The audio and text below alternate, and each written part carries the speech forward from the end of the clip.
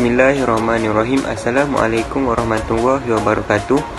Nama saya Muhammad Hazim bin Muhammad Arif, bersama rakan-rakan saya Muhammad Amirul Hazib bin Khairul Rijan dan Muhammad Dania Aiman bin Junsyari Nafdani. Kami dari Kumpulan 12 ingin membentangkan pembentangan yang bertajuk Pertumbuhan dan Perkembangan Tafsir Al-Quran. Sebelum kita mengetahui apa itu perkembangan dan pertumbuhan tafsir Al-Quran, kita perlulah mengetahui dahulu apa itu ilmu tafsir. Tafsir dari segi bahasa, secara etimologi, perkataan tafsir diambil dari perkataan al-fasru yang bermaksud jelas dan nyata. Manakala dari segi istilah pula, tafsir ini mempunyai banyak makna. Yang pertama, Abu Hayyan, beliau mengatakan bahawa tafsir ialah ilmu yang membahaskan tentang bagaimana lafaz Al-Quran madadulnya, hukum-hukumnya yang baik, yang bersifat tunggal atau dalam helaian kalimat, dan makna-maknanya yang terkandung dalam tarkib serta segala terkait dengan itu. Maksud mengucapkan lafaz Al-Quran di atas berarti ilmu tafsir ini mencukupi juga ilmu qiraat yang begitu banyak riwayatnya serta berbeza-beza cara melafazkannya. Manakala maksud madlul adalah ilmu bahasa Arab yang membentuk tiap lafaz itu. Kemudian maksud makna-maknanya yang terkandung dalam tarkib bererti terkait juga dengan ilmu hakikat dan majaz, dan maksud hal-hal lain yang berkait bererti termasuk di dalamnya ilmu nasah dan mansukh, asbabun nuzul dan sebagainya.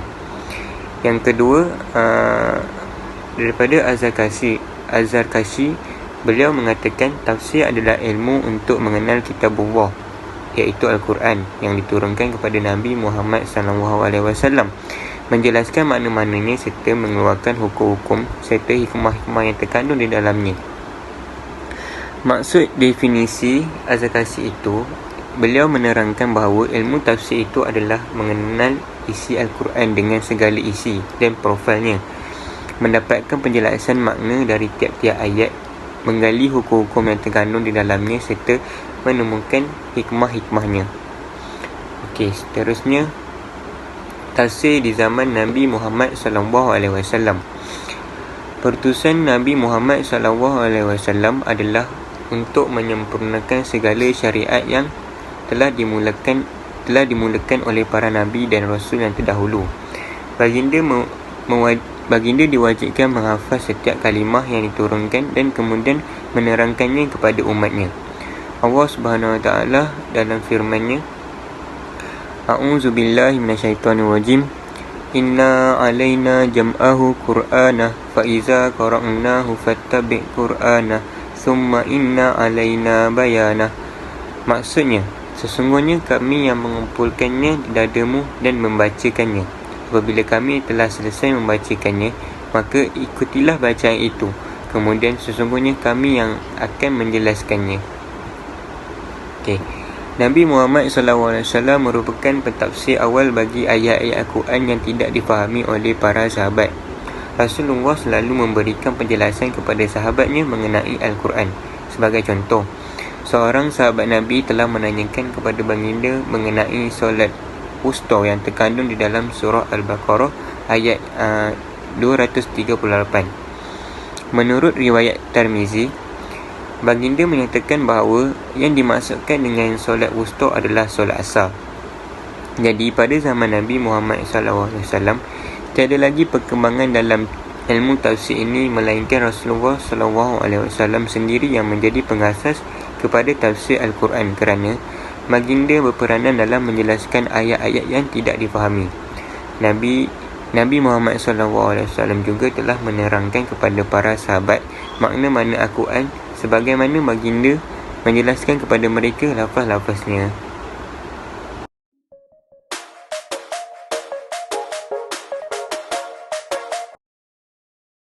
Seterusnya, kita beralih pula pada tafsir di zaman para sahabat. Setelah Rasulullah SAW wafat, tugas dan tanggungjawab mentafsir Al-Quran ini telah pun dipikul oleh para sahabat. Para sahabat adalah dari kalangan mereka yang berbangsa Arab. dan juga memiliki kebijaksanaan yang tinggi dan amat fasih dalam memahami bahasa mereka sendiri. Bangsa Arab ketika itu amat mahir dan mempunyai mutu penguasaan yang tinggi. Hal ini disebabkan oleh perkembangan syair-syair yang hebat pada zaman itu. Kalimah-kalimah Al-Quran telah pun mengatasi mutu syair mereka dan membuatkan mereka sendiri kagum dengan ketinggian bahasa Al-Quran yang mengatasi gaya bahasa syair.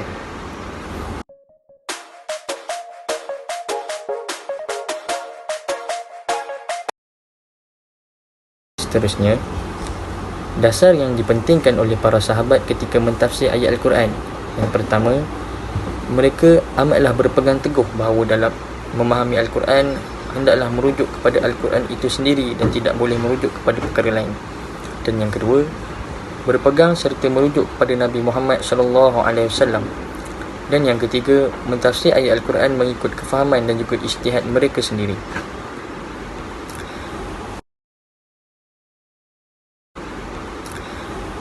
Nama pentafsir dalam kalangan para sahabat antaranya adalah Ubay bin Ka'ab, Zaid bin Sabit, Anas bin Malik, Abdullah bin Zubair dan juga Jabir bin Abdullah. Punca ilmu tafsir ini tidak pernah mengembang pada zaman para sahabat. Yang pertama, mereka mentafsir Al-Quran mengikut suasana dan peristiwa sahaja. Dan yang kedua, tahap penguasaan hendaklah tinggi. Tahap penguasaan bahasa hendaklah tinggi. Dan yang ketiga, perlulah memiliki kefahaman akidah yang mantap. Faktor ilmu tafsir pada zaman sahabat mempunyai nilai yang tinggi. Hal ini kerana tafsir para sahabat bersumberkan hadis marfu' dan dari Rasulullah SAW itu sendiri. Dan yang kedua, apabila tidak didapati daripada Rasulullah SAW, para sahabat akan berijtihad dan bertaraf hadis mauquf yang boleh diterima maupun ditolak. Dan yang ketiga, perbezaan pendapat di kalangan sahabat tentang tafsir amatlah sedikit berbanding perbezaan dalam soal hukum hakam. Kebanyakan perselisihan faham merupakan perbezaan keanekaragaman dan pertikaian yang membawa padah.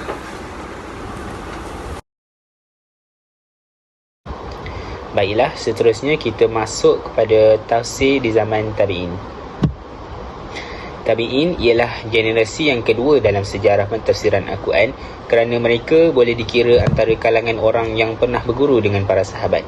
Selain itu, mereka mendapat kelebihan dengan adanya ijtihad dan juga pandangan-pandangan yang baru dalam tafsir yang bersesuaian dengan maksud Al-Quran.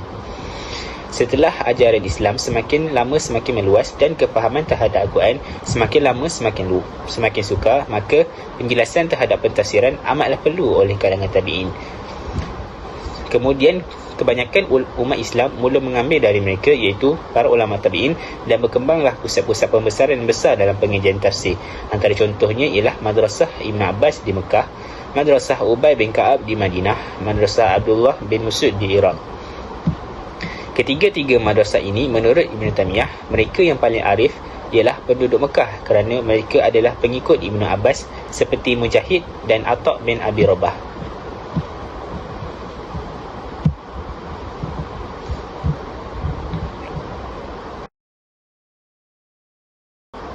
Tafsir pada zaman tabi'in juga masih mengikut metodologi pentafsiran para sahabat. Cuma perselisihan pada zaman tabi'in adalah lebih meluas. Antara perkembangan yang berlaku pada zaman tabi'in, yang pertama, riwayat ahli kitab menjadi salah satu sumber tafsir mereka. Kedua, kemunculan mazhab pada zaman tabi'in memberi impak kepada tafsir. Ketiga, asas kepada tafsir bin ra'yi seperti yang dilihat dalam tafsiran Mujahid. Seterusnya, faktor kelemahan tafsir pada zaman tabi'in. Yang pertama adalah ramainya memeluk Islam di kalangan ahli kitab. Dan yang kedua ialah ramai dari kalangan pentafsir telah meriwayatkan tafsir terhadap Quran dari sumber-sumber Israiliyat. Contoh riwayat Israiliyat dalam tafsir antaranya nama Ashabul Al-Kahfi dan warna anjing mereka, kayu tongkat Nabi Musa dibuat dari apa, nama-nama burung yang dihidupkan Allah bagi Nabi Ibrahim dan sebagainya. Menurut Ibn Taymiyah, riwayat Israiliyat menjadi satu dari ciri tafsir pada zaman tabi'in. Ini disebabkan oleh faktor ramai dari kalangan ahli kitab yang memeluk Islam. menyebabkan banyak riwayat-riwayat yang bertentangan meresap dalam tafsir. Kemasukan riwayat tersebut juga berpunca dari pengguguran sanad dalam tafsir Muqatil bin Sulaiman. Dalam tafsirnya, beliau telah menggugurkan sanad dan memasukkan riwayat ahli kitab.